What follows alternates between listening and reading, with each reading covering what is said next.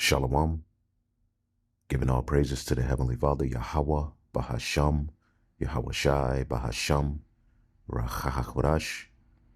Double honors to the apostles, the bishops, and the elders at Great Millstone who rule well. Peace and salutations, as always, to the elect. News and prophecy, linking things that are happening worldwide, as well as here in Babylon the Great, linking these things to the Holy Scriptures, giving you faith and assurance.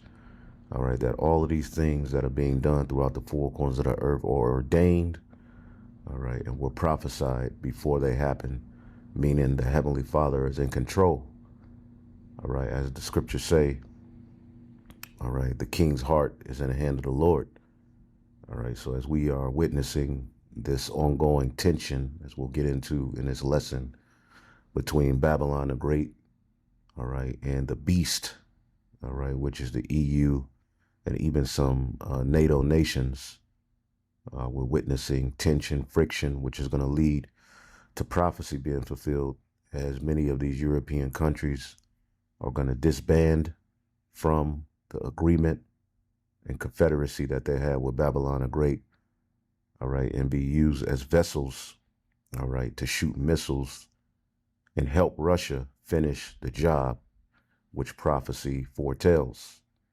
All right, so we're looking at America, right, and their relationship and support of the small hats as well is leading to tension throughout the four corners of the earth. All right, and they are now being called out, and as we'll get into, their look, Babylon's look, is more stout than its fellows, and things are happening. All of these things are ordained of the Heavenly Father, as we just read or quoted. All right, Proverbs 21:1. The king's heart is in the hand of Yahweh.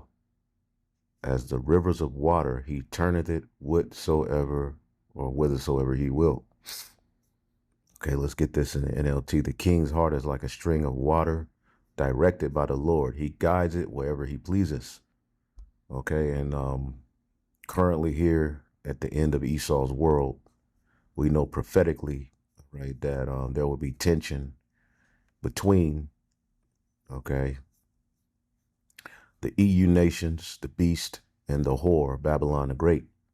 All right, this is the book of Daniel, chapter 7 and 20. Okay, so the Lord is in control. That's one of the things you have to, add to your arsenal, is the faith and assurance that the Heavenly Father is the reason that all of these things are happening. Because once you lose that faith and you start to think man is in control, all right, you start to operate and think outside of what is written in the volume of the book.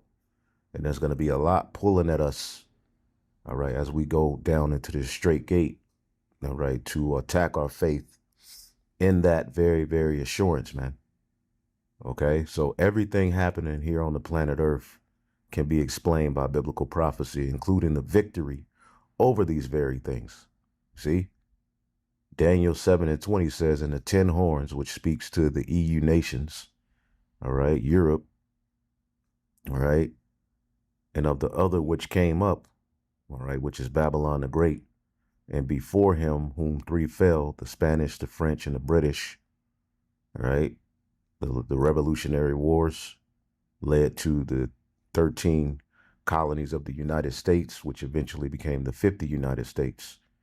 Even of that horn that had eyes and a mouth that spake very great things.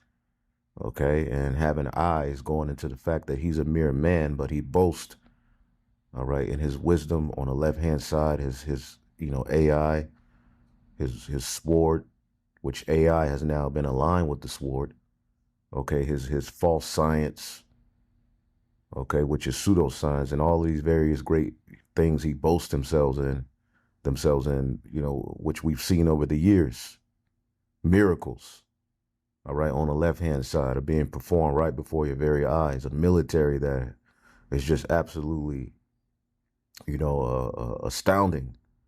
Not only the military here in Babylon is amazing, right? The Navy, but then you have the, subordinate vassals, which are the EU nations and the NATO nations that have basically, formed this confederacy that has made them an unstoppable beast. But at the forefront of this confederacy is Babylon the Great. You see, and there's tension between, all right, Babylon the Great and the European, countries, because Babylon the Great is of the opinion that the reason you Europeans, have or are able to enjoy, the fatness of any of the blessing is because of what we did in conquering, this western part of the world. Okay, and then the EU, all right, or European countries are saying, well, we funded it. Okay, and there's this constant back and forth. They don't agree economically. And as we're going to show you in this video, but as you can see here, America is that horn, all right, that's spoken of earlier in this chapter, which is Babylon the Great, which through that horn, that little horn, the end would come. Okay, and we're in the time of that little horn. Okay. So as you keep reading, it says, even of that horn, Daniel 7:20, even of that horn, Babylon the Great, that had eyes and a mouth that spake very great things, whose look was more stout than his fellows. Okay. And I beheld the same horn, Babylon the Great, make war with the saints and prevailed against them until the Ancient of Days came, and judgment was given unto the saints of the Most High. So this is just about where we are. We're in between, the horn making war with the saints, conquering the world. Okay, along, with, the EU support, the NATO support.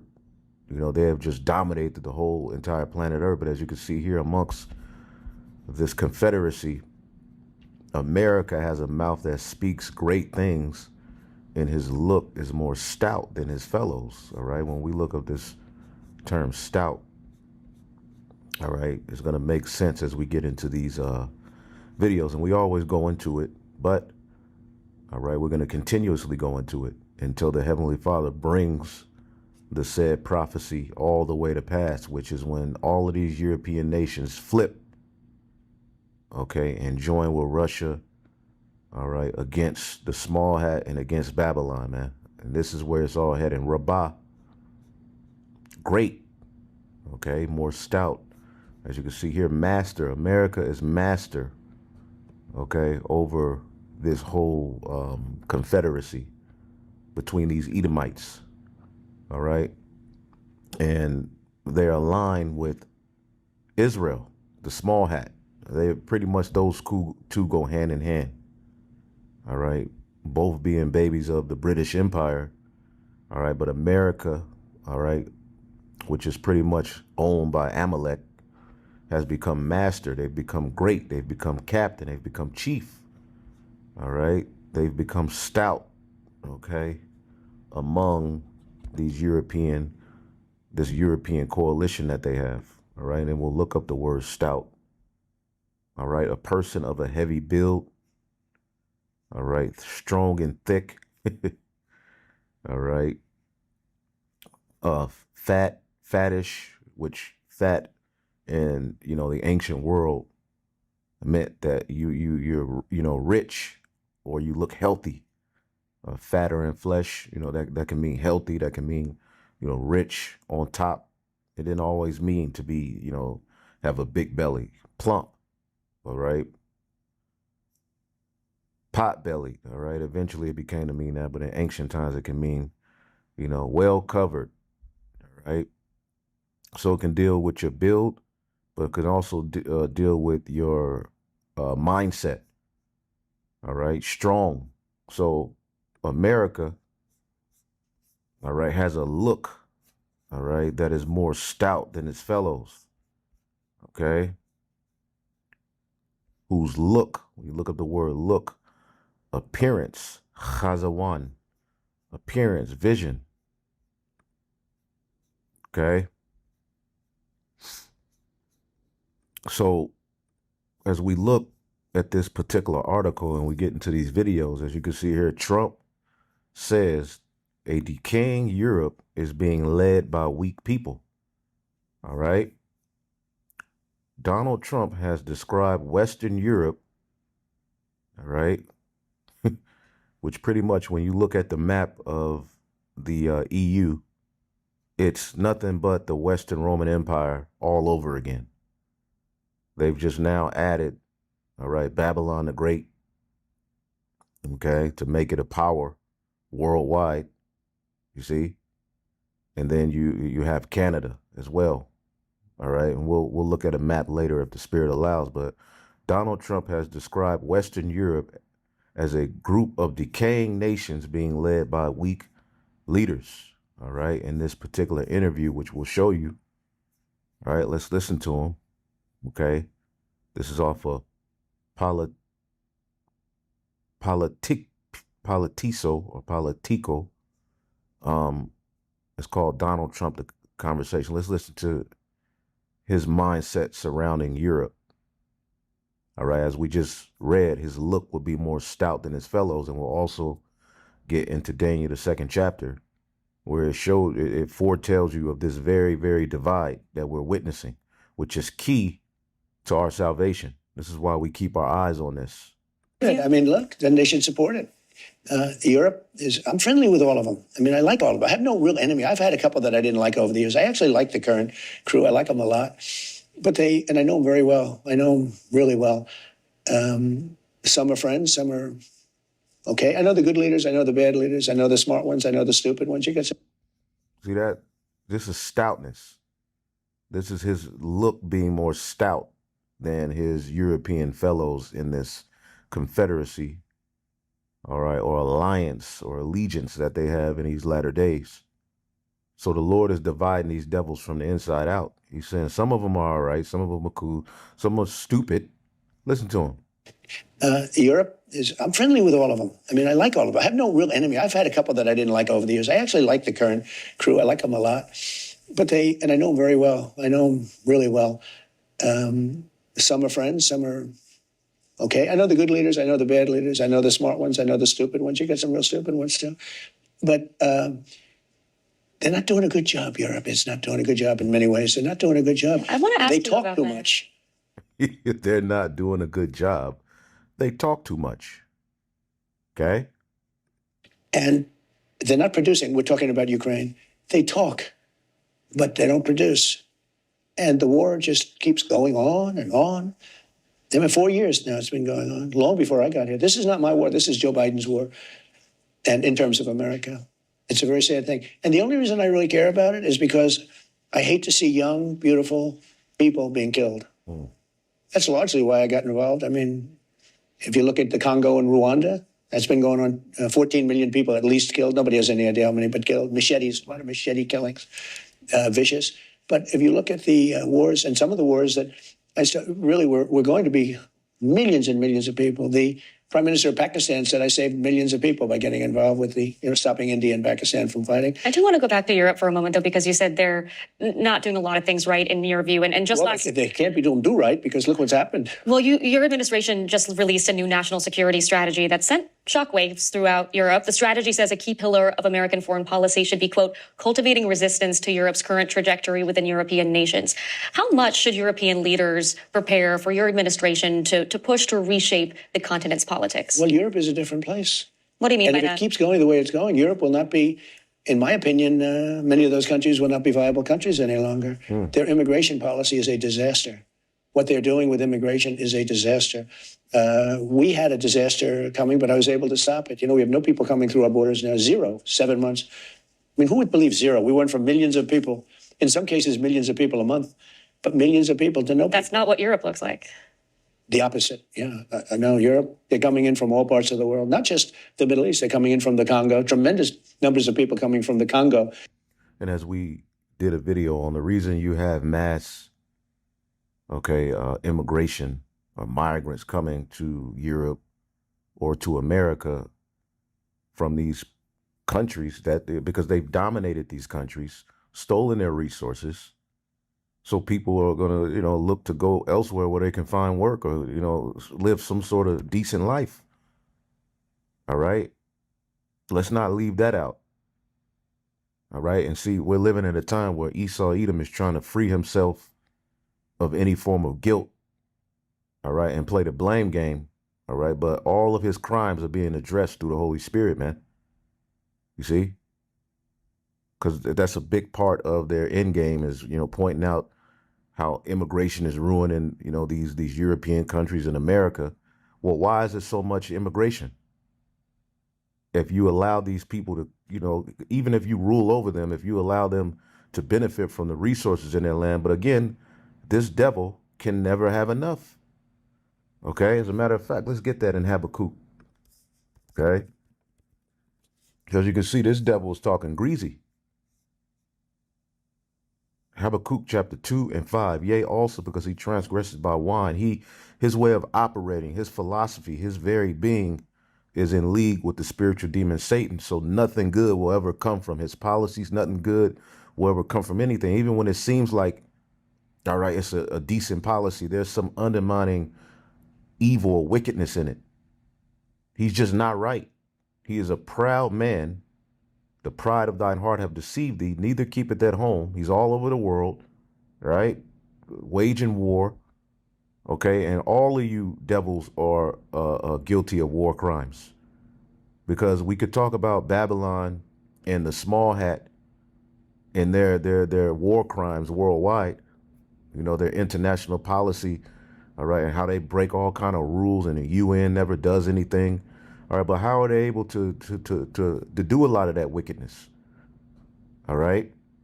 Libya, Afghanistan, Syria, how are they able to do a lot of this wickedness? The EU and NATO nations backing them.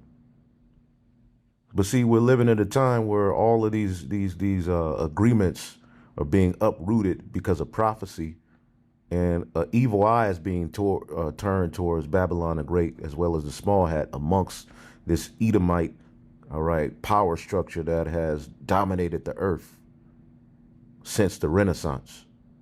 You see? And even within that, from the Renaissance on, there have been wars that they had with each other.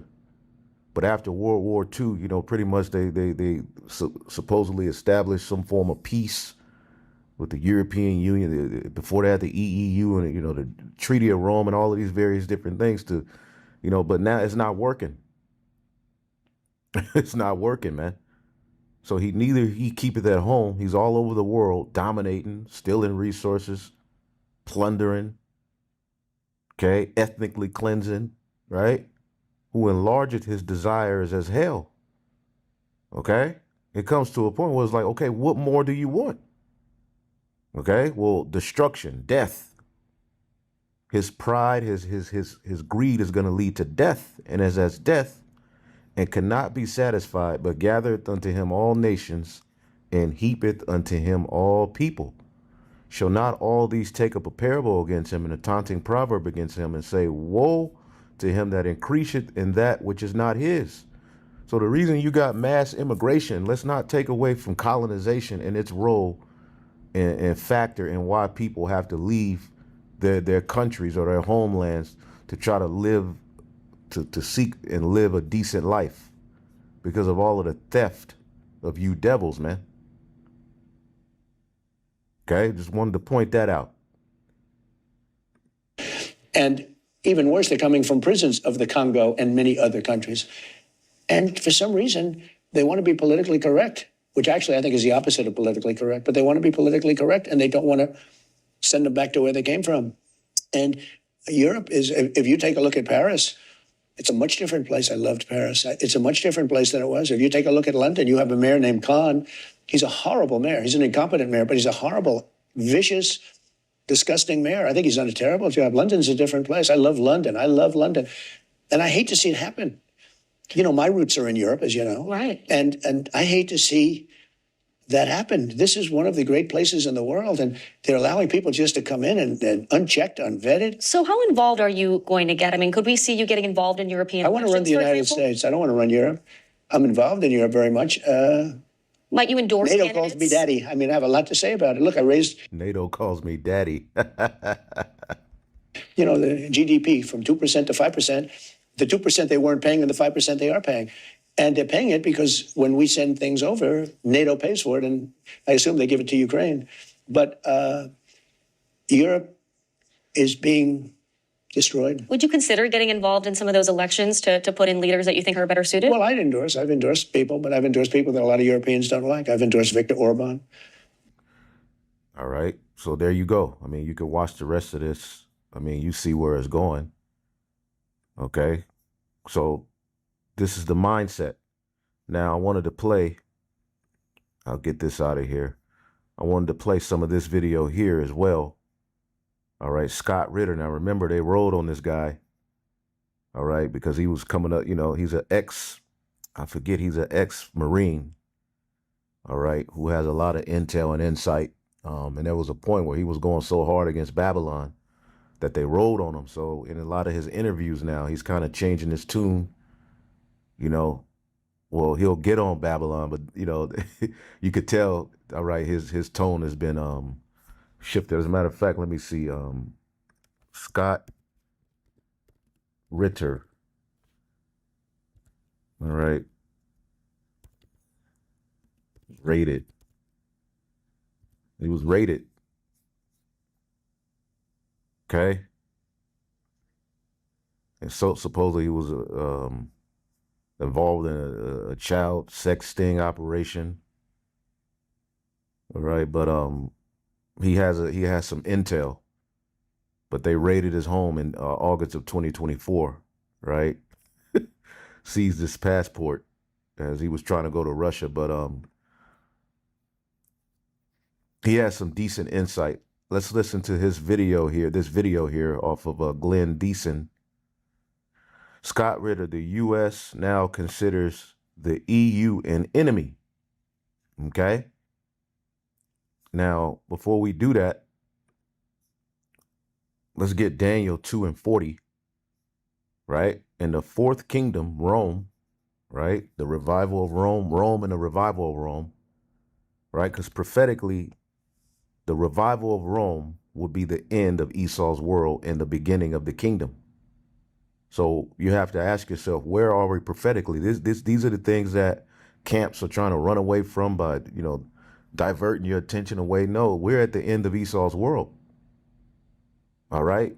Because the final, all right, stronghold of any heathen nation will be through that little horn that we were talking about, which is Babylon the Great, which is the revival of Rome.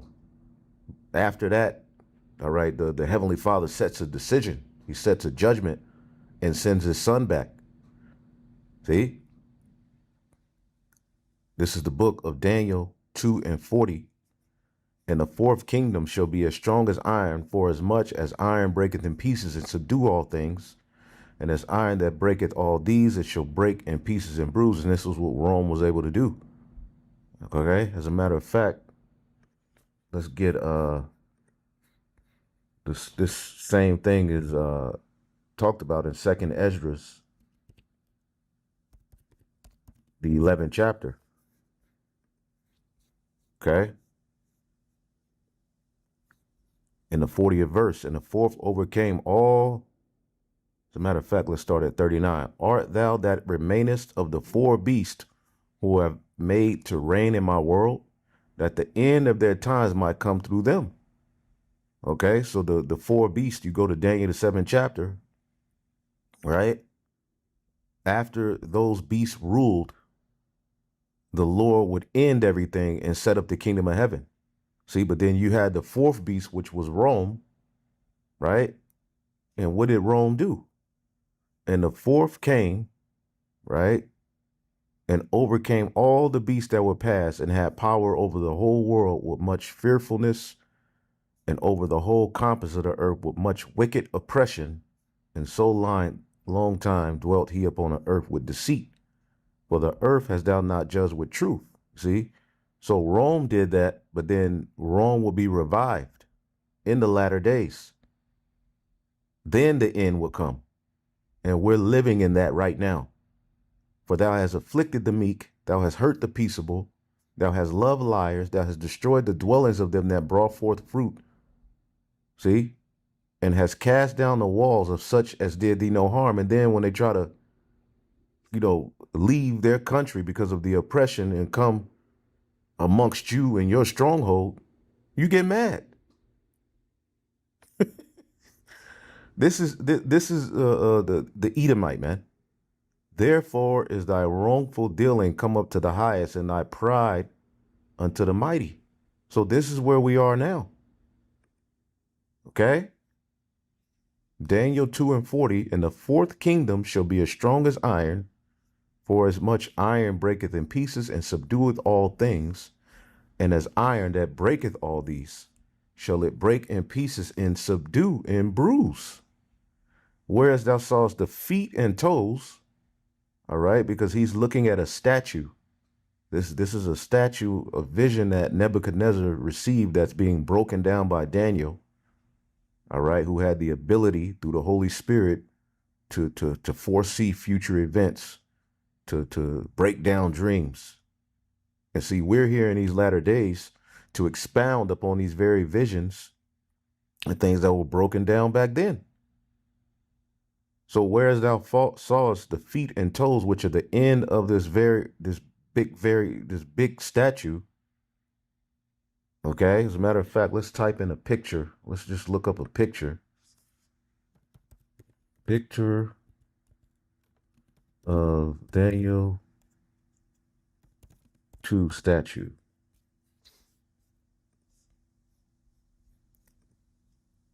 That's off Facebook. I don't have a Facebook. Let's see. This one.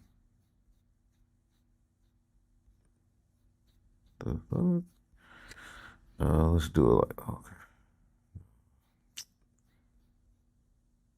I'll just move it over. But you had the head of gold, Babylon, the silver, the Medo-Persian Empire, bronze, the Greeks, the legs of iron, Rome, the feet of clay. They even know that it's the modern day Europe. Okay? Which ultimately Europe are subordinate and vassals to America, which that's leading to a lot of issues here in these latter days, whereas you have European countries saying, look, we don't want to be overly dependent on Babylon. All right, we're not your child, nigga. We made you.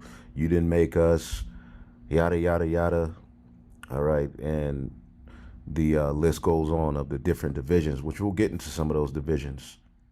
All right, so the toes, the feet and toes represents the end of the statue, which is, all right, the European Union, NATO, and it's all headed by Babylon the Great. Okay? But the Lord is dividing that sword. Whereas thou sawest the feet and toes, part potter's clay and part iron.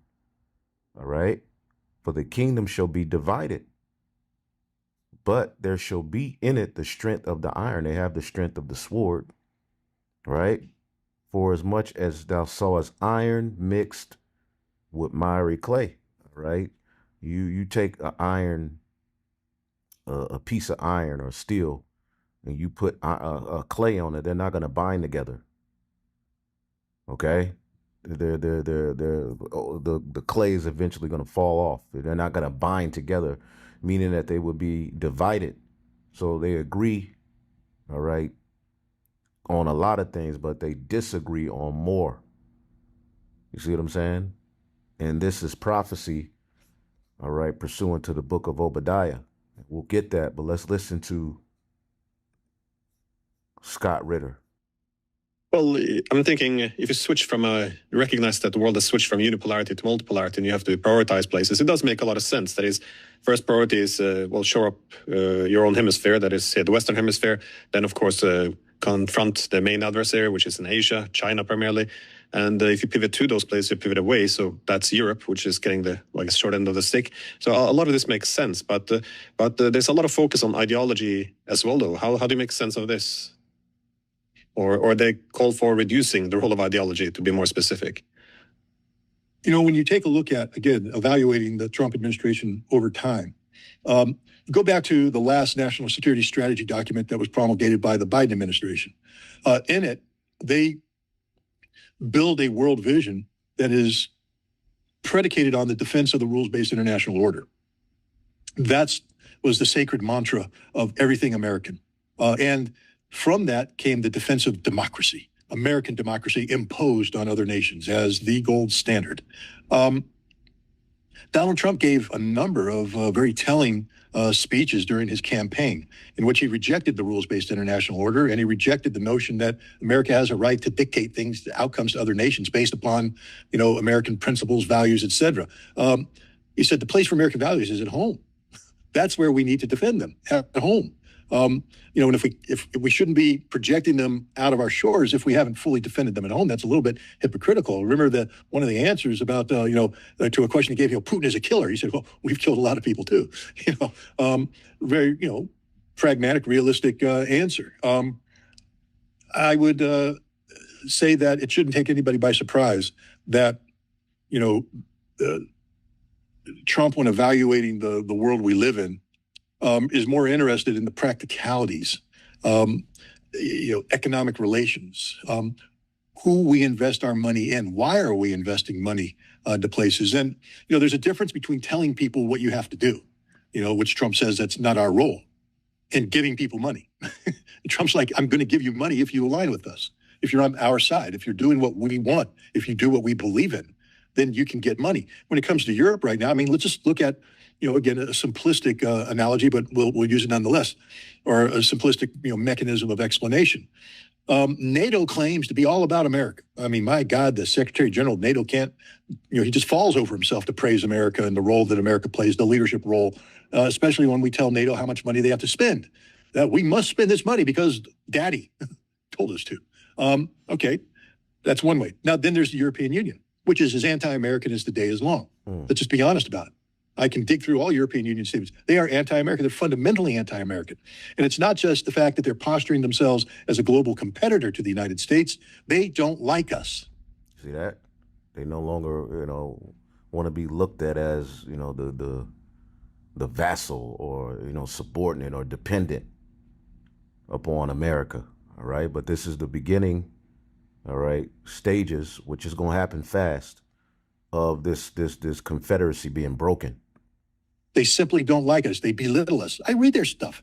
I'm not, this to be true. Go into the web pages of any one of these European parliamentarians that fly the blue flag and the gold stars and posture themselves as to be the moral equivalent or superior of the United States of America. They hate the United States of America and they despise Americans. Yep. They look at you as stupid. All right. They look at you as, airheaded, uninformed. It's a big, strong divide between the EU and the American, okay? And this goes on to the level of politics as well, okay? But see, they've given their kingdom to the beast because it came with goodies. It came with, certain, benefits. But we're living at a time where the Lord is getting ready to wrap this place up, pack it up, all right? We're only useful when we do what they want us to do, but they don't like it. Look, some of the times they don't like it for cause. America's a war power, a warmongering nation. Yep, guilty as charged. But then don't pretend to be our friend when you put on your NATO hat. Because the same people that condemn us when they wear their EU hat are the same people that are embracing us when they wear their NATO hat. This is a fundamental inconsistency that the Trump administration's fed up with. And the other thing is when we sit down with Europe and try and say, who do we want to align ourselves with? We don't want to align ourselves with people who, denigrate us. If you don't like America, guess what? We don't like you either. So we shall go our own ways. But the other thing is, if you act in a way that is against core American values, then don't expect us to embrace you either. And freedom of speech is a core American value. And it certainly isn't being practiced in Europe today in many locations. And this is why you have this friction as well. All right. As you can see here, Elon Musk says the EU must be abolished. All right. As they're going back and forth over, censorship.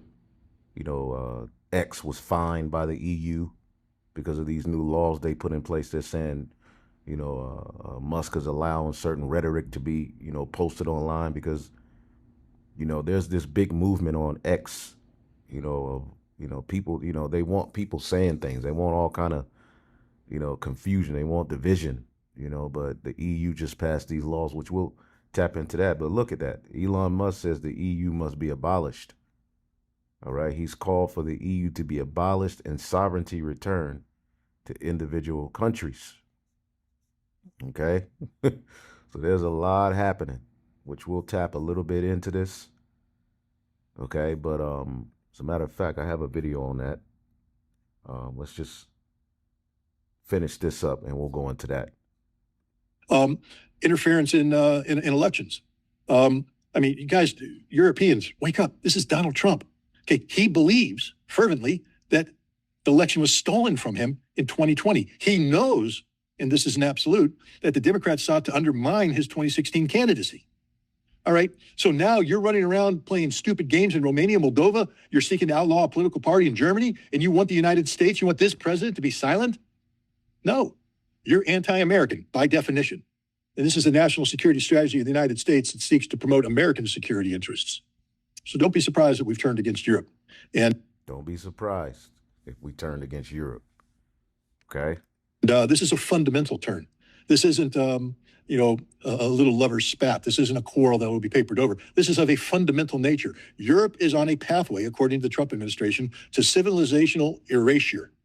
That means you're gone. You're doing it to yourself. We have decided that we will try to get those European nations, not the European Union, not the European community, those European nations that are worth saving on the right trajectory. But NATO is finished. I hope people understand that too, because the Trump administration has said there are members of NATO today who don't reflect the cultural values and realities of the nations that signed the charter. And yep, Turkey. Therefore, they are incompatible with what we believe should be defended under the charter. It's over, finished, done, goodbye. All right, now I want to jump to this part, and then we'll switch to another video. How you see the possible drop-offs among the European states? That is, you mentioned that the EU, either the EU or Europe, is now considered to be an enemy, and it doesn't seem that it doesn't seem like an exaggeration, really. Again, I would encourage people to actually read this document where the European leaders are referred to as being authoritarian, undemocratic, essentially crushing political opposition, media, and dissent. So it does, and also when you add the aspect of seeking to cultivate opposition to reverse all of this, it does come off as that this is now not just a drifting apart, but an actual possible confrontation. But Europe, no matter how much we talk about Europe as an entity, it's the EU itself has 27 member states, and for some, like Hungary, they're under great pressure and being punished often by the EU, by the Germans. So there's going to be some drop-offs. You mentioned Poland, of course, that they have, for good reasons, they want to have America. Well, they will favor America over, for example, the Germans. But how do you see this conflict between the EU and the United States? How would this... And to tap into that real quick, some of the stuff he's going into. From Washington. You can see here, big crisis in European Union. Italy, Hungary, and Poland, and Austria drifting away. The end of the EU. Okay, so this speaks to everything that prophecy said. All right, Daniel 2, all right, and 41, whereas thou sawest the feet and the toes, all right, part of potter's clay and part iron, the kingdom shall be divided, but there shall be in it the strength of the iron, for as much as thou sawest iron mixed with miry clay. And as the toes of the feet were part iron and part clay, the kingdom shall be partly strong and partly broken. So they agree on certain things, but they disagree. And some of the main disagreements that we can just summarize here, all right, between the EU and America, and NATO's up in there as well, is trade conflict. All right. Digital regulation fight. Okay. As we'll tap into that. Foreign policy rifts. You know, America just came with this peace plan for Ukraine, and the European nations are like, wait a minute. Okay. So these are the main three, but there's a lot more. So they don't agree economically. You see what I'm saying? So it's partly broken. Taken together, these issues reflect not just isolated policy disagreements, but a deeper shift in transatlantic relations from cooperative alliance towards more transactional, contentious relationships over economics, texts, and geopolitics. You see? And the book of Obadiah says what? Obadiah 1 and 7, or Obadiah verse 7, all the men of thy confederacy have brought thee even to the border. All right. The men that were at peace with thee have deceived thee and prevailed against thee. They that eat thy bread have laid the wound under thee. There is none understanding in him. Okay. So we're witnessing, okay, an abolishment of this confederacy. All right. Your allies will turn against you. Okay. The men that allied with you shall send you away to the border and set your ass up to be destroyed. The men you were at peace with will deceive you and overpower you. So as these different countries are, drifting away from the alliance that benefited Babylon the Great, all right, as we're going to get that in Revelation 17, what's going to happen? All right. Russia is going to step up in there and save a lot of these countries, and they're going to align themselves against the West, against the small hat. This is what's being formulated through the Holy Spirit. But let's keep listening to this guy for a little bit more. Affect the cohesion, you think, of Europe? Because it's not as if all of European countries are going to stand up and let's, de-invest from America. We'll stand together. We seem to be able to unite around a common hatred of Russia, but even there we seem to break up a little bit with the Fico, Orban, going their own way. But to unite somehow against America, which the former EU foreign policy chief suggested, it doesn't seem likely. No, again, if Europe tries to do this, it's the end of Europe. Because, as you said, there will not be consensus. Nations will peel away. There will be different points of view, and the United States will exploit all of these. And we will exploit it to the detriment of Europe. But what will happen is Europe will fracture among a number of fault lines, and the United States will be in the business of picking friends and picking enemies. And, it depends on which side of the fence you decide you want to be on. But I can guarantee you this outcome, that if you choose to go against America, you do so at your own detriment. There's not a single European nation that will confront the United States decisively and emerge victorious. The government that does that will not exist. We are very... How about if they align with Russia and China? good at regime change. It's what we do. And if you don't think we can target European countries, then you don't know anything about our history in Europe. Ask the French. So he's basically saying, look, we'll go and take over your shit and do what we always do. We'll set up leaders that will bend the knee to our agenda. We'll set up leaders in your countries that will be more pro-America. You try to come up against America, we're going to kick your ass. And now he has a different tune, because a year ago, he was speaking big shit against America. See? But he got raided. So he's kind of switched his tune, and he's being a little bit more balanced and more pro-America. But we know what the prophecy says. It ain't going to end well for Babylon the Great, man. French, ask the Italians, ask the Germans, ask anybody. The history of American covert and overt interference in the democratic processes of Europe is a long and storied one. And stout. His look is more stout than his fellows. We will be more than happy. Every one of your capital cities has an American embassy in it. And you've allowed the United States to build up very large CIA stations in these respective embassies. What do you think they're there to do? To hold hands and sing Kumbaya? To be your friends? No, they are there to implement the policy directives given to them by the President of the United States. And one of the main things they do is political action. And they will actively be undermining any government that dares vocalize opposition to Donald Trump and the government of the United States. So it's over. You picked the wrong enemy. We're not an outsider that doesn't know anything about you. We built you. We created you. We clothed you. We fed you. We taught you how to crawl, taught you how to walk, taught you how to run, taught you how to talk. That's a look more stout than his fellow. This is the American mindset towards Europe. We built you. It's through us coming over here and conquering and destroying that you were able to benefit and partake in the fatness, right?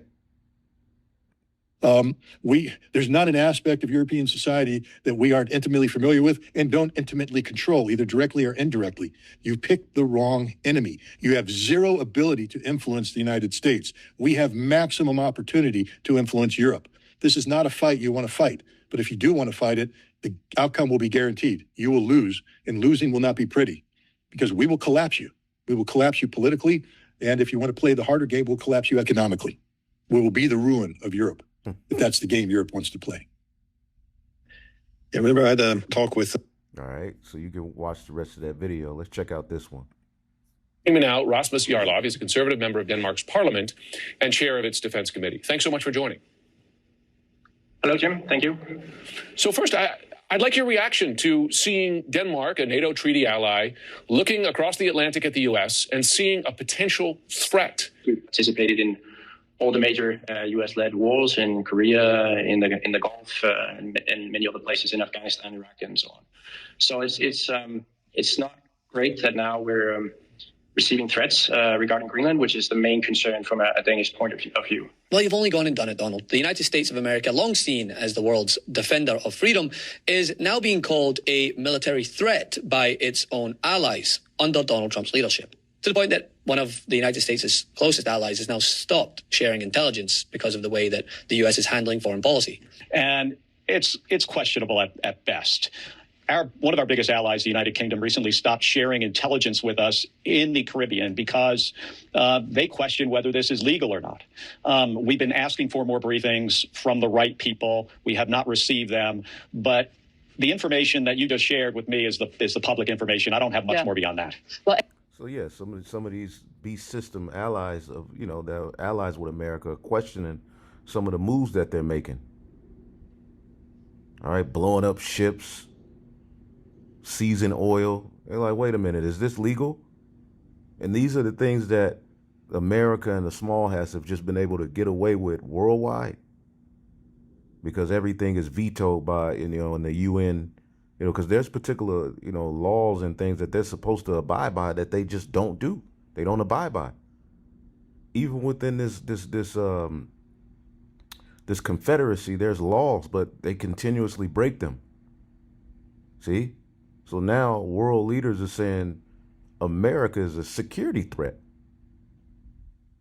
EU and NATO, all right, allies are saying America is a security threat. and the French government has said it's a violation of international law and the law of the sea. That's what our allies are saying about those strikes that are happening there. Now let's talk about this. The U.S.'s closest allies, countries that have fought wars side by side, traded secrets, shared intelligence with since World War II, are now openly questioning whether the United States is the threat, not the protector. Earlier this week, the Danish Defense Intelligence Service, Denmark's top spy agency, dropped a bombshell. In its annual security report, they didn't just list Russia and China as threats. They said the United States itself is now seen as using its military and economic power in ways that create security concerns for other nations, most notably including U.S. allies.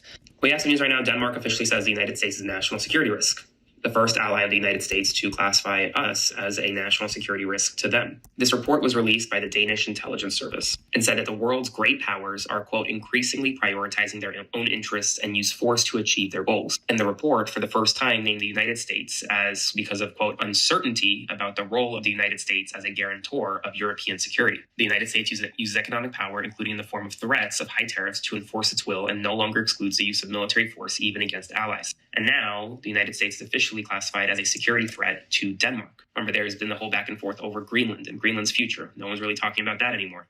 But this is a pretty significant development. So even with the Greenland thing, right? Could watch a little bit of this. And Arctic showdown. Trump's Greenland envoy Landry triggers EU fury. Ursula warns border not for sale. So Trump wants control of Greenland, right? And that goes against interests of the EU. New geopolitical storm is erupting in the Arctic, and it's putting the United States on a collision course with Europe. European Commission President Ursula von der Leyen has issued a blunt warning after U.S. President Donald Trump intensified his push to annex Greenland. Standing firmly beside Denmark and Greenland, von der Leyen declared the European Union's full solidarity, stressing that territorial integrity and sovereignty are non-negotiable pillars of international law. Her message was clear: borders cannot be redrawn by force or ambition. The flashpoint came after Trump announced the appointment of a special envoy to Greenland, a move almost unheard of in international diplomacy. The envoy, Louisiana Governor Jeff Landry, made the mission explicit, publicly stating his goal was to make Greenland a part of the U.S. The reaction in Denmark was swift and furious. Danish Foreign Minister Lars Løkke Rasmussen said he was deeply upset, calling the appointment and Landry's statements completely unacceptable. Denmark announced it would summon the U.S. ambassador to formally convey its anger, a rare... Let's go back here. What did that just say? Hold up.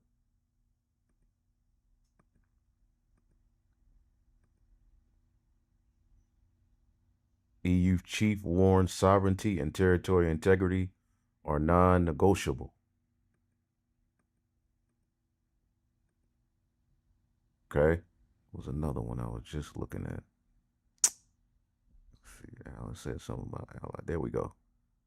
Greenland and role signals deepening rift between Washington and European allies. Okay. Obadiah, verse 7. All right, in the NLT, your allies will turn against you. This is what we're witnessing, okay? Was deeply upset, calling the appointment and Landry's statements completely unacceptable. Denmark announced it would summon the U.S. ambassador to formally convey its anger, a rare step between NATO allies. EU Foreign Policy Chief Kaja Kallas reinforced the warning, saying Greenland's status is for Greenlanders and Danes alone to decide, and that all partners must respect sovereignty under the United Nations Charter and NATO treaty obligations. But Trump has not backed down. On social media, he praised Landry's appointment, saying Greenland is essential to U.S. national security and global stability. Trump has repeatedly argued that America must control the vast, resource-rich Arctic island, even threatening military action if Denmark refuses. Greenland and Denmark have both issued firm rejections. Danish Prime Minister Mette Frederiksen and Greenland's Prime Minister Jens Frederik Nielsen released a joint statement declaring you cannot annex another country, not even with arguments about international security. Nielsen was even more direct. Greenland belongs to its people, and its future will be decided by them alone. This is not the first time such tensions have flared. Earlier this year, U.S. Vice President J.D. Vance visited Greenland, claiming the island was vulnerable and that Washington had no other option but to expand its presence. Our message to Denmark is very simple. You have not done a good job by the people of Greenland. You have underinvested in the people of Greenland, and you have underinvested in the security architecture of this incredible, beautiful landmass filled with incredible people. That has to change. Last summer, Denmark summoned the envoy after reports of American influence operations targeting Greenland's population. Yes, but Greenland belongs to the Greenlanders, and Greenland is part of the Danish kingdom, and that's not going to change. I think that many Greenlandic politicians are now gradually, both before the election campaign, during the election campaign, and even now making it very, very, very clear that Greenland wants to be Greenland, and we fully support that. Now, the stakes are higher. Trump has also spoken openly about annexing the Panama Canal, the Gaza Strip, and even Canada. So this Habakkuk 2:5, he is a proud man, neither keepeth at home, who enlargeth his desire as hell and is as death and cannot be satisfied, but gathereth unto him all nations and heapeth unto him all people. We're witnessing it. But it's causing friction, even amongst other devils. They're like, enough, you dudes are doing too much. Signaling a dramatic shift in American rhetoric toward territorial expansion. For Europe, this is no longer just about Greenland. It is about sovereignty, alliances, and whether international rules still apply when power is tested. As Brussels closes ranks behind Denmark and Greenland, a chilling question looms over the Arctic. Is this diplomatic brinksmanship or the opening move in a far larger global confrontation? You assure the world that as you try to get control of these areas, you are not going to use military or economic coercion? No. And can you tell us a little bit about what your plan is? Are you going to negotiate a new treaty? Are you going to ask the Canadians to hold a vote? What is the strategy? Yeah, I can't assure you. You're talking about Panama and Greenland. No, I can't assure you on either of those two. But I can say this. We need them for economic security. The Panama They need those resources for the NWO. Okay. Canal was built for our military. I'm not going to commit to that now. It might be that you'll have to do something. You might have to do something.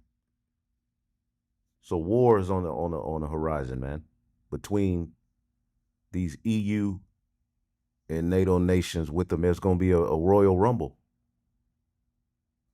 Okay, America stay out of Greenland. She isn't picking a fight with him. The criminal is picking the fight. We Americans do not approve of this new idea. We should be making friends around the world, not enemies. Stop this nonsense, Trump. America, wasn't that something to boast about 300 years ago? Followed by a genocide and making fortunes by slavery, presently ruled by a dictator who made his people the laughingstock of the world?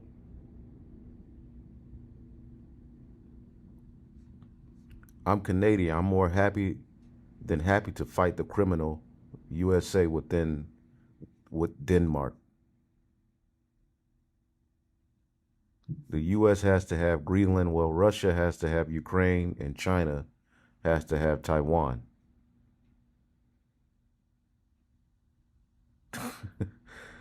Trump is doing this to distract you from the Epstein files, yada, yada, yada. All right, but we see where it's going. And then you see this situation here where Italy, Hungary, and Poland are drifting away from the EU. So I asked here in Austria,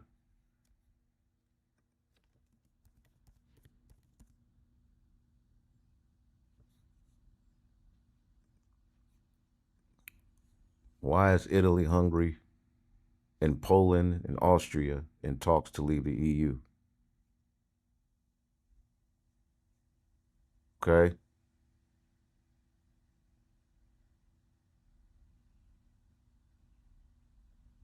Hungary, strong criticism of the EU.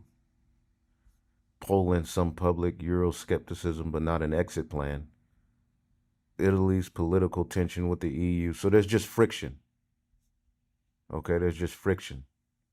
It says the bottom line, none of these countries are legitimately in formal talks to leave the EU, but it's basically the divide is weakening the alliance. Okay? So when it says they're drifting away in the end of the EU, basically the alliance is being weakened. Okay? Because pursuant to the book of Revelation 17, right? And you can look more into exactly what's going on with those countries. But all we need is the division, just to show you that Revelation 17 and 12, and the 10 horns, the EU, which thou sawest, are 10 kings which have received no kingdom as of yet, but shall receive power as kings 1 hour with the beast, the Treaty of Rome, all right? The European Union, all of these various different things, which we have a breakdown on this whole chapter. If you want that, you can look it up or ask. Revelation 17 and 13, these have one mind and shall give their power and strength unto the beast. So they made an alliance with this beast system, which has benefited Babylon the Great in many ways. But we're living in times where a lot of these countries are like, we no longer want to give our full power to this beast system. We need to be more independent and less reliant on Babylon. Okay, we don't agree economically. We don't agree technology wise. We don't agree with free speech. And all of these various different things that America stand for. It's just a big ball of division. Okay, so they've given their power to the beast, which benefited Babylon, but eventually, all right, these shall make war with the Lamb. So all of these Edomites are going to eventually make war with the Lamb, but he's going to destroy them, all right? But the point here in Revelation 17:16, in the 10 horns, the EU, which thou sawest upon the beast, these shall hate the whore, America, Babylon, and shall make her desolate and naked, and shall eat her flesh, and shall burn her with fire. For God hath put it in their hearts to fulfill his will, and that they're going to align with Russia to do that, and to agree to give their kingdom unto the beast, and to the words of the Most High be fulfilled. And his words are being fulfilled. Okay? So Daniel 2:42, and the toes of the feet, the 10 toes, are part iron and part clay, so shall the kingdom be partly strong and partly broken. Whereas thou sawest iron mixed with miry clay, they shall mingle themselves with the seed of men through different agreements. All right, even early Europe, all right, they use marriages as forms of, binding their control and different, alliances. All right, they went amongst these nations, set up puppet governments, and everything was done for the benefit of forwarding this, concept of Babylon. But now it's not working anymore. But they shall not cleave one to another, even as iron is not mixed with clay. And this is going to lead to the kingdom coming. So they're not cleaving one to another. All right, it's basically the point of me showing you these videos. Okay? As a matter of fact, The Trump administration is taking its attacks on Europe from words into action. On Tuesday, the U.S. government announced visa bans on 5 Europeans who it accused of working to suppress American accounts on social media. The most prominent person targeted is former EU Commissioner Thierry Breton, considered a key architect of the Digital Services Act, or DSA, by the State Department. The landmark European legislation is meant to combat hate speech and disinformation online, but Washington argues it restricts free speech. For far too long, ideologues in Europe have led organized efforts to coerce American platforms to punish American viewpoints they oppose. The Trump administration will no longer tolerate these egregious acts of extraterritorial censorship. The DSA has become a frequent target of U.S. conservatives who see it as a weapon of censorship against right-wing thought in Europe and beyond, an accusation the EU furiously denies. Breton compared the visa bans to American political repression in the late 40s and 50s under Senator Joseph McCarthy. Is McCarthy's witch hunt back? As a reminder, 19% of the European Parliament, our democratically elected body, and all 27 member states unanimously voted the DSA. To our American friends, censorship isn't where you think it is. The 5 Europeans targeted were identified by Undersecretary for Public Diplomacy Sarah Rogers on X. Aside from Breton, they include higher-ups at organizations working to counter digital hate and disinformation. Along with the DSA, the U.S. has gone after the UK's equivalent Online Safety Act. Last week, Washington suspended a tech cooperation deal with Britain, citing opposition to the country's online regulations. So there you go. There's just more divide. And this is why It's time now for Truth or Fake. Vedika Behel joins me on. Elon Musk is talking about, he's clashing with Europe. On set. Hi, Vedika. Hi, Karis. Vedika, European digital transparency rules have become a flashpoint between Brussels and US big tech companies backed by Donald Trump's administration. Today, the European Commission has completely dismissed what it called completely crazy statements by Elon Musk. What did he say? Well, yes, that is correct, Karis. X's Elon Musk has posted a slew of online attacks against the EU after the European Commission imposed a €120 million fine on X for breaching its transparency obligations. Now, in what I can only describe to you as a online frenzy, Musk posted and reposted a series of memes and jabs and satire. We can see a couple of examples of that here about his anger against the EU's decision. But he did take this as far as to compare the European Union to Nazi Germany. Now, he also made posts calling to dissolve the European Union entirely. He said here that the EU should be abolished and sovereignty returned to individual countries so governments can better represent their people. He followed this up by saying, I love Europe, but not the bureaucratic monster that is the EU. Now, this constant posting and these constant jabs, I'm talking hundreds of tweets here, well, this led to a response from the bloc itself, which said it's part of freedom of speech to put out even completely crazy statements. So the bloc hasn't minced its words there, Karis, about how it sees Elon Musk's behaviour.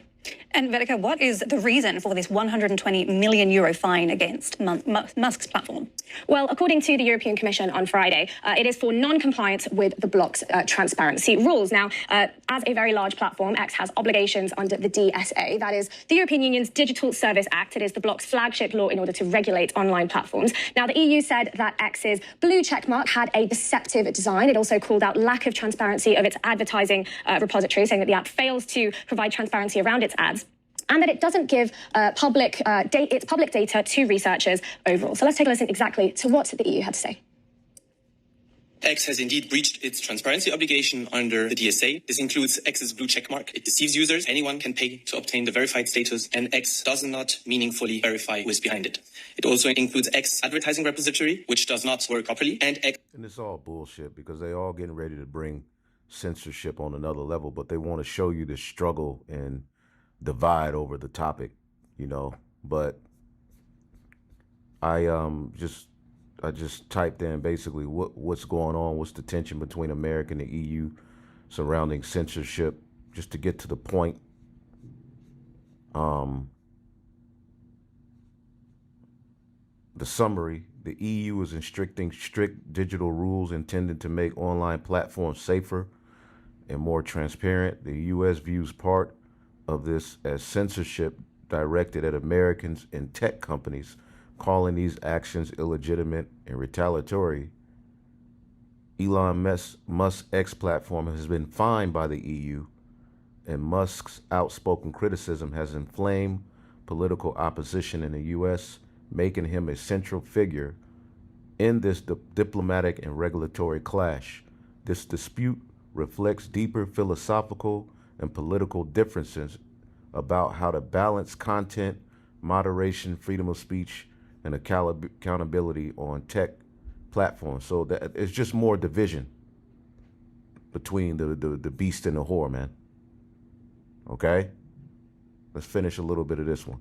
Think about that for a second, right? Denmark, whose national security has long relied on NATO and the United States, said that the US might actually be part of the problem. Now, don't get it twisted. This is a direct result of the Trump administration's aggressive foreign policy narrative, from trade sanctions to military buildup to threatening to annex Greenland. And now allies increasingly view the United States not just as disruptive, but unstable. At least on paper, the U.S. and Denmark remain treaty allies. They're both members of NATO. But now you have Denmark looking to the U.S. as a potential threat. Can those two things be true at the same time? Or is the reality that that alliance doesn't truly exist anymore? No, let's not take it that far. I mean, we have NATO, and we have not heard the Americans not wanting to be part of NATO or not wanting to honor the NATO oath. So let's not take it as far as saying that we... And they are now, all right? Check this out. The message is clear. Washington wants Europe to shoulder more of its own defence. A Reuters report says the Pentagon told European diplomats that nations have until 2027 to take over most of NATO's defence capabilities. That's everything from intelligence to missiles and troop deployments, roles the US has dominated for decades. If they don't, the US could decide to stop participating in some NATO defence coordination mechanisms. The Trump administration's pressure on NATO allies is nothing new. In March, Trump had already questioned whether he'd defend countries that don't spend enough. Well, I've said that to them. I said, if you're not going to pay, we're not going to defend. I said that 7 years ago. And because of that, they paid hundreds of billions of dollars. I said, if you're not going to pay your bills, we're not going to defend you. The Pentagon's... So if America withdraws its presence from NATO, okay, that leaves these countries to pretty much fend for themselves, and they're going to make a coalition, Ezekiel 38th chapter. They're going to merge with Russia, all right, and eventually hate the whore, okay? This is good news to Putin, because what do you think Turkey's going to do? What do you think France is going to do? Staff who set the deadline haven't laid out how the US would measure Europe's progress. But European officials say 2027 is unrealistic. Even the EU's own 2030 target for military self-reliance is seen as ambitious, and many key US capabilities can't be replaced quickly. Washington's relationship with NATO runs hot and cold. Back in June, Trump was applauding European leaders for backing a plan to raise defence spending to 5% of GDP. But in the months since, he's shown a willingness to negotiate with Russia over the war in Ukraine. And his Deputy Secretary of State told NATO foreign ministers this week it was obvious Europe should take primary responsibility for its own security. All right, so we're living in interesting times because Europe All right, with the threat of Russia, they eventually go lay down because they ain't gonna want a war with Russia. All right, without America's presence. So very interesting times going forward. And it's a lot, but the bottom line is that there's division. You know. We don't have NATO anymore, and we're not allies. We are allies. We are in NATO together, and we have sworn an oath to fight for each other if that should be necessary. We already did it in Afghanistan when the United States invoked the NATO Article 5 as the only country in NATO's history. So we already went there and fought for the Americans, and the Americans definitely fought for us in the Second World War. So I think we owe each other some gratitude. I think we owe the Americans more gratitude than the other way around, and we understand that. We also understand the Americans are tired of paying too much money to protect Europe. That's fair enough. But it shouldn't develop into animosity and belittling each other and talking about how Europeans want to end freedom of speech and other things that are being said at the moment that simply are not true. We share the same values. We should be allies. No, y'all don't share the same values. Y'all are divided. You know, our country's at a tipping point.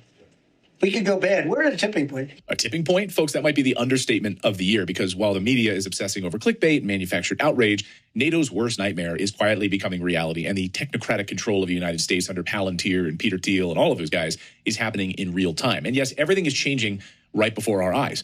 I'm going to show you exactly how this is unfolding. So over the past 48 hours, I received exclusive information from sources, information that has not been reported anywhere else. And here it is, that 2 Russian nuclear submarines have arrived off the coast of Venezuela, and more are on their way. This is in addition to the Russian battleships and cruisers, which have already headed to the region, and that has been reported.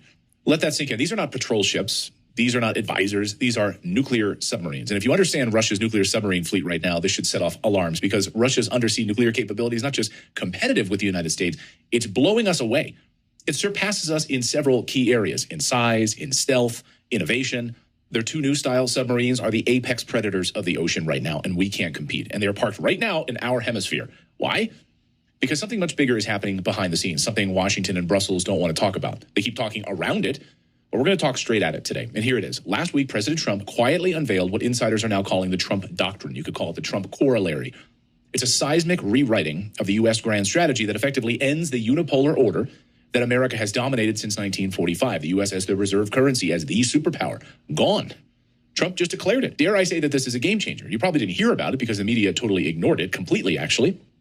But Europe heard it, China heard it, Russia definitely heard it, hence the submarines. And Trump told the truth, that NATO never once spoken out loud. There are now 3 great powers in the world: the United States, China, and Russia. That's it. Europe, according to Trump's own national security team, Europe will cease to be relevant within 20 years. Their entire civilization changed forever. This isn't me saying this. This is the Trump administration's official view, written down in a new doctrine. Trump's new strategy document essentially stunned the mainstream by bluntly stating that Europe faces a civilizational collapse, and it will be done, finished in 20 years. And of course, that means the death. They don't got 20 years. Of NATO, a fossil that no longer is relevant. Colonel Douglas McGregor reacted to this on our show earlier this week by saying bluntly that NATO is dead. Watch. NATO is disintegrating. We're trying to maintain this facade that such an alliance actually existed as meaningful. But if you look at Berlin right now and Germany is like a volcano that is beginning to erupt. This is the real world now. And Trump, unlike the neocons, is acknowledging it. So let's talk about Venezuela, because what you're being told is the sanitized version of what's happening there. You're told it's about narco-terrorism. That's a lie, of course, as we've debunked. So if you go one layer deeper, you probably think, oh, then it's about oil. But it's not even about that. You're told, oh, it's about Maduro. It's not about that either. Oh, it's about restoring democracy. Nope, it's not that. The real story that no insiders want to talk about is this. China is deeply entwined in Venezuela. China built the refineries. China built the infrastructure. They're building ports all through Latin America. China refines 30% of Venezuela's oil just off the coast in the Orinco Belt. So yes, it's about oil, but it's about China's influence in our hemisphere, full stop. And Trump's new doctrine is a blunt reassertion of the Monroe Doctrine. The Western Hemisphere belongs to us, not Beijing. And the moment Trump publicly rolled out this new strategy, guess who showed up? Russia sent nuclear submarines to Venezuela to say, hey, we're here too, and you don't get to box us out. Are we playing this game? And what sources are telling me right now is that these 3 superpowers are shifting everything. Trump's own documents now say China is not an enemy, they're an economic competitor. The new Trump doctrine says we're done being the cops of the world, essentially. It says Taiwan, yeah, it's important, but it's not important if other countries aren't going to pay their fair share to actually assist in the defense of Taiwan, like Europe. In other words, Trump is saying we're going to start keeping our eyes on our own paper, and you'd better start doing the same, because we're not going to pay for it anymore. Now, the Trump doctrine isn't just anti-China. It also sidelines Moscow in a big way. It says America is no longer trying to run the entire planet, only its own hemisphere. Fortress America, essentially. And this is where the concerns about a technocratic rise in America come into play, right? It's for our security that we need to have all this biometric scanning and surveillance under Palantir. So we're going to see how that part unfolds. But if Trump can pull this off, it's going to piss off a lot of war hawks at NATO who want us to go to war with Russia, who want us to invade Venezuela, who want us to keep bombing Somalia and the Houthis in Yemen. This is a massive shift, the biggest since 1945. From a global policeman to a continental superstate. Can we pull it off? That means enormous opportunities here at home if this happens. You can already see it in construction and manufacturing. The demand for electrical engineers in this country is off the charts. Forget those like little bloggers that sit on a beach and write like travel blogs. No. What America needs now are real people that know how to do real jobs. Trump has essentially admitted something the political class never wanted to say out loud, that tariffs alone have not stopped China. The supply chain still sits in Asia, and our entire manufacturing base is hollowed out and gone. So now he's doing something much more radical. He's cutting off the hemisphere, a sealed economic and military wall, a fortified hemisphere, a return to pre-World War II strategic thinking, which we had in the United States, but on steroids. And this is why mass manufacturing is now being forced back into the United States. Rare earth mining is being nationalized, essentially. I mean, the U.S. is literally investing in precious metals, silver, copper, nickel. It's a vital national security interest, as Trump has declared it. Tariffs are being weaponized, of course, and Chinese influence is being ripped out of Latin America by force if necessary. Will they go quietly? Let's see how this plays out. Will Xi Jinping blink? Will Putin blink? This is not a policy tweak. This is a civilizational pivot right now. And the rest of the world is reacting. Europe is melting down. As Moon of Alabama put it bluntly, the new U.S. strategy strangles Europe, competes with China, and forgets the rest. And Europe knows it. They're done.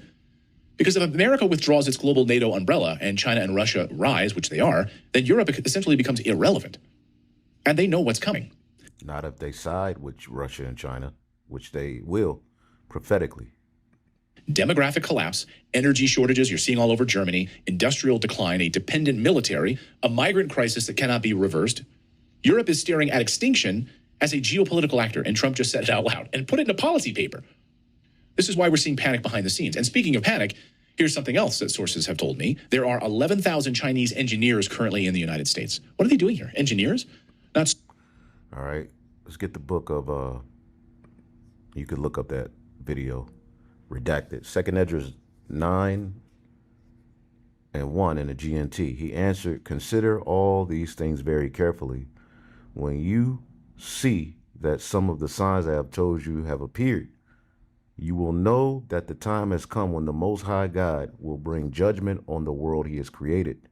There will be earthquakes, national rebellions, all right, internal intrigues, and all of the elites are behind all of this to bring about World War III, and they think they're going to rise as the phoenix from the ashes. All right, international intrigues, unstable leaders, and confused rulers. When you see these things happening, you will know, all right, that they are what the Most High God has spoken of since the beginning of creation. The beginning of the end of everything that happens in the world are clear. All right, so we're witnessing the beginning of the end, okay? And how the Heavenly Father has ordained it is division, all right, amongst Esau, Edom, power structure, okay? Germany's gonna renege. It's gonna get ugly, all right? And Lord willing, we stay firm. I just wanted to update on some of those things. Of course, a lot of these things we brought up today, you can go deeper into, but we was just giving you a surface level understanding that there's division amongst Esau, Edom, okay? And ultimately, this is a nation that is being destroyed from the inside out as they seek to point the finger at, you know, their subjects as the reason they're falling. All right, really, it's your greedy leaders, your greeters. All right, and your bloodthirst to just control everything, and you can never have enough. Okay, but hopefully I will edify. We'll be back with more, Lord willing. Shalom.